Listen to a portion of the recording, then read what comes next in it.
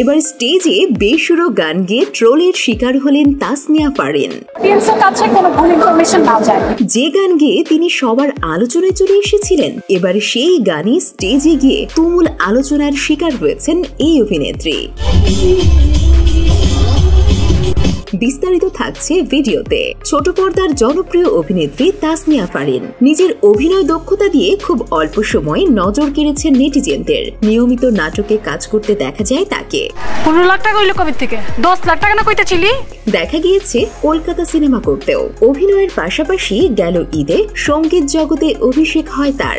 বাংলাদেশের জনপ্রিয় অনুষ্ঠান ইত্যাদিতে তাহসান খানের সঙ্গে তাসনিয়া ফারিন আজ রঙে রঙে রঙিন হব এই গানটি গেয়ে তিনি সবার নজরে চলে আসেন। এই গানের জন্য ব্যাপক প্রশংসাও পেয়েছেন তিনি। সামাজিক যোগাযোগ মাধ্যমগুলো তাকে নিয়ে সরগরম ছিল। তবে এর পরেই ঘটে বিপত্তি। এবার সেই গানটি লন্ডনের একটি মঞ্চে গাইতে দেখা গেল ফারিনকে। যে ভিডিওটি ছড়িয়ে পড়েছে সামাজিক যোগাযোগ মাধ্যমে, তাতে দেখা গেল মঞ্চে গানটি গাইতে গিয়ে যেন খেই হারালেন ফারিন।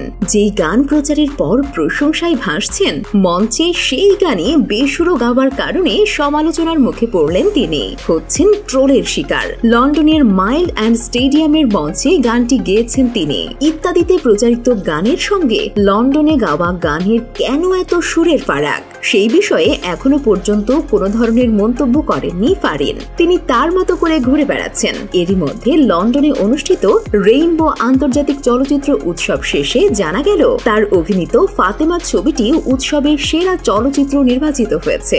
একই সঙ্গে ছবিটিতে অভিনয়ের জন্য বিশেষ সম্মাননাও পেয়েছেন ফারিন।